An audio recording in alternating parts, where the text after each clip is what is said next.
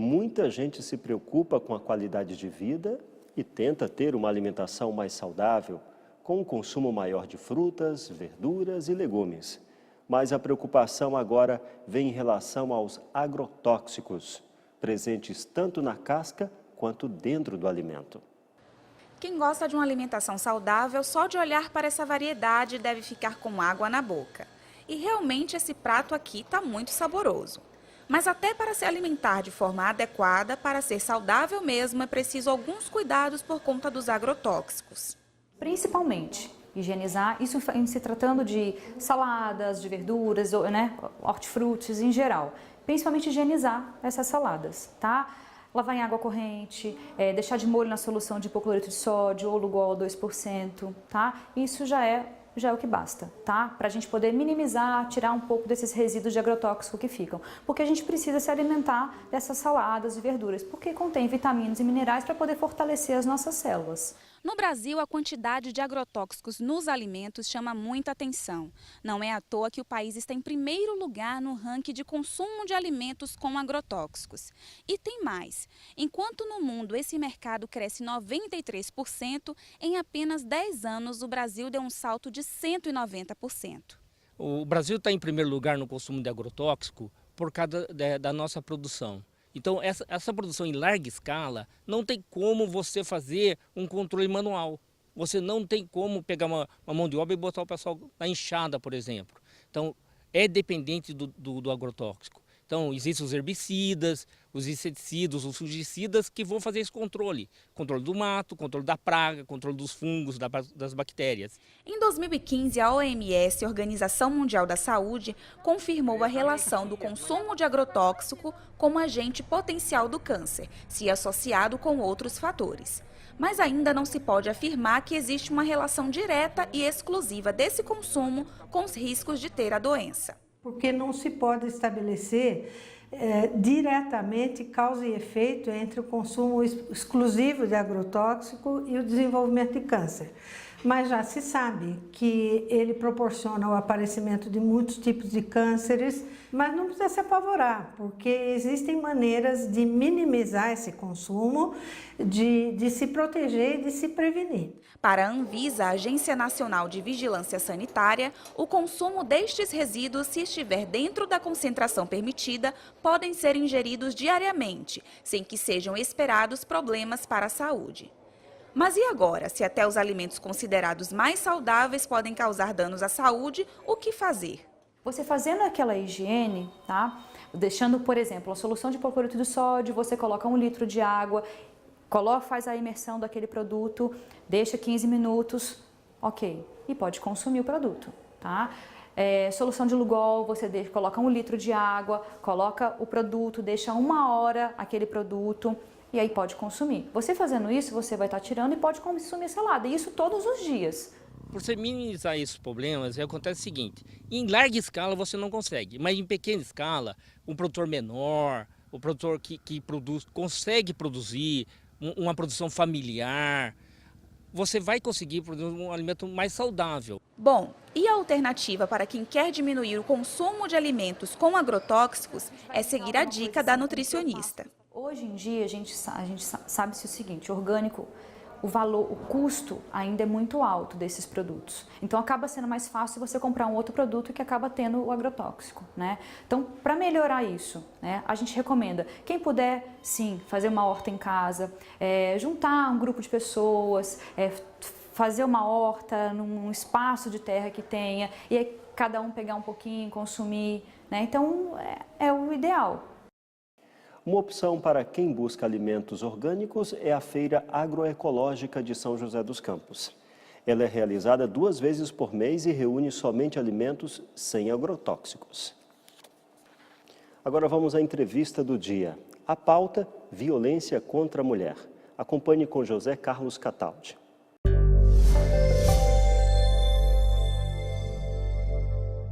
Trinta anos atrás, a mulher às vezes apanhava e escondia a sua situação com medo de levar o caso a uma delegacia de polícia onde seria recebida por homens, temendo ser tratada até com escárnio de uma situação de violência que sofria.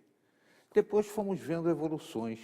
Eu mesmo, no Conselho da OAB do Rio de Janeiro, vi surgir a Comissão OAB Mulher e muitas pessoas tratando a situação com deboche, dizendo, vamos criar a Comissão do Homem também. Coisa triste, né, doutora Maria Elizabeth? A doutora Maria Elizabeth Bassi é a delegada da mulher de Pindamonhangaba e largou, por momentos, lá uma delegacia cheia, né, doutora, de problemas que são levados, né? Hoje o comercial institucional do governo, festejando o Dia Internacional da Mulher, falava que a mulher diz que tropeça no tapete, cai da escada. Antes havia a troca de uma situação ruim, difícil, por uma cesta básica. Hoje a situação está melhor, doutora? Ou ainda está muito difícil para a mulher brasileira?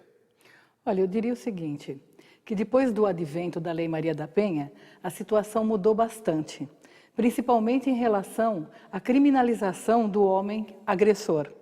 Antigamente, você tem razão, quando os casos eram tratados pelos juizados especiais criminais, ou seja, pela Lei 90/99, dependendo do grau de gravidade da lesão que aquela mulher sofria, a pena era trocada por cesta básica. Isso gerou uma descrença dessa mulher em relação não só ao trabalho da polícia, como também do judiciário. Ela dizia, por que eu vou lá perder meu tempo, ficar para registrar um boletim de ocorrência, posteriormente para ir fazer um exame de corpo de delito no IML, me submeter a essa, entre aspas, humilhação, se depois ele chega lá e o juiz fala, olha, o senhor pode pagar uma cesta básica para ela. E muitas vezes essa cesta básica era tirada do sustento da própria família. Mas veja você, a Lei Maria da Penha veio a mudar tudo isso. A mulher hoje, ela vai na delegacia, ela tem direito a medidas protetivas, caso ela não queira mais aquele companheiro, caso ela não queira mais que aquele namorado ou ex-marido chegue perto dela. Então, ela já tem esse recurso. E ainda por cima, nós podemos prender esse homem flagrante, o que é muito importante. E se ele desobedecer aquelas medidas protetivas que o juiz defere, ele pode ser, inclusive, preso preventivamente. Agora, a gente vem acompanhando ao longo do tempo, né? Havia comerciais, na de casa a mulher compra sozinha. Veja você, a mulher tinha que submeter a decisão do marido, se podia fazer um crediário, né? Para comprar, quem sabe, uma lingerie, uma peça. Né? Hoje em dia não tem mais essa história. Não votava também, né, doutora? Exatamente. Na época da minha avó, ela não votava. Na época, quando a minha mãe casou, para ela poder ir trabalhar, o marido tinha que ir lá na firma assinar uma autorização para que ela pudesse trabalhar. Né? Mulher não podia viajar sozinha para o exterior, o marido tinha que autorizar. Hoje não, gente. Hoje a mulher tem os seus direitos amplamente divulgados, inclusive por programas como este, que é muito importante. E ela sabe que ela tem os seus direitos, ela tem aonde recorrer e ela sabe que o seu pedido judicial vai ser atendido. Doutora Elizabeth, já chegou às suas mãos assim, uma situação muito dramática que fez a senhora chorar, por exemplo? Olha, tem situações que a gente tenta, como policial civil, agir da melhor forma possível dentro do nosso local de trabalho, de forma a atender aquela mulher de modo mais humano possível, para que ela não se sinta vítima duas vezes, lá fora e depois numa delegacia, e fazer com que aquela situação se resolva prontamente.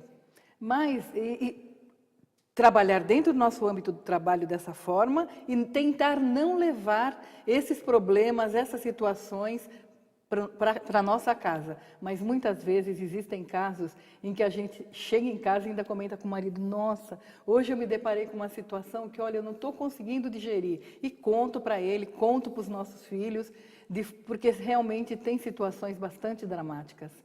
Agora, muitas pessoas falam que maridos violentos, homens violentos, podem ter sido frutos de uma criação talvez protetiva demais por parte da mãe, por parte de uma própria mulher. Será que isso é verdade? Eu não acredito sob o ponto de vista de protetiva, não. Eu acredito que o homem violento, ele vem de um lar em que também ele via o pai bater na mãe, o pai bater nos filhos, ou seja, num lar realmente com bastante agressão. Ele entende, enquanto criança, aquilo como uma coisa normal. Ué, se meu pai batia na minha mãe e não acontecia nada, eu acho que eu também posso continuar batendo na minha namorada, na minha esposa, nos meus filhos. Para ele aquilo é uma situação normal. Eu acredito mais num lar desestruturado sob o ponto de vista de agressão do que num lar em que ele tenha sido super protegido.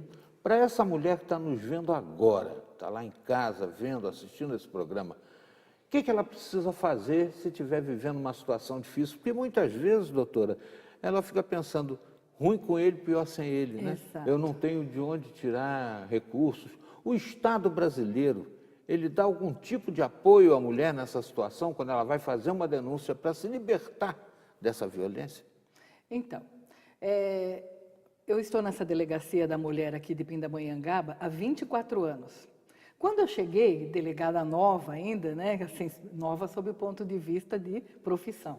Mas quando eu cheguei, eu não entendia por que aquelas mulheres iam fazer um BO no dia e no dia seguinte elas iam na delegacia retirar a queixa. Depois, analisando, conversando com elas, eu percebi, gente, existem mulheres que realmente dependem financeiramente e emocionalmente daquele agressor. Então, ela não consegue se desvincular nem financeiramente e nem emocionalmente daquele homem. O que acontece? O tempo foi passando e eu percebi que as mulheres foram mudando de atitude. Elas foram mudando. Elas agora estão atrás do seu mercado de trabalho, elas estão atuando, estão estudando. Mulher até tem, existe pesquisa que ela estuda mais do que o homem. Então, a mulher está se desvinculando daquele ranço de estar dependente daquele homem financeiramente. A mulher hoje vai e faz o boletim de ocorrência e pede para aquele homem seja retirado da casa. Eu soube que houve uma modificação aí, que mesmo que ela queira tirar o boletim, ela não pode mais, o boletim segue. Vou pedir para a senhora aprofundar isso. Na continuidade da nossa entrevista, a doutora Maria Elizabeth Bassa, delegada da Mulher de Pindamonhangaba, e está nos aconselhando, mostrando situações importantes que ela vai dizer mais daqui a pouco. Vamos fazer mais um intervalo e, na sequência, você fica sabendo como ampliar um negócio ou até mesmo abrir uma microempresa. Qual a maneira certa de solicitar um crédito? Voltamos em instantes.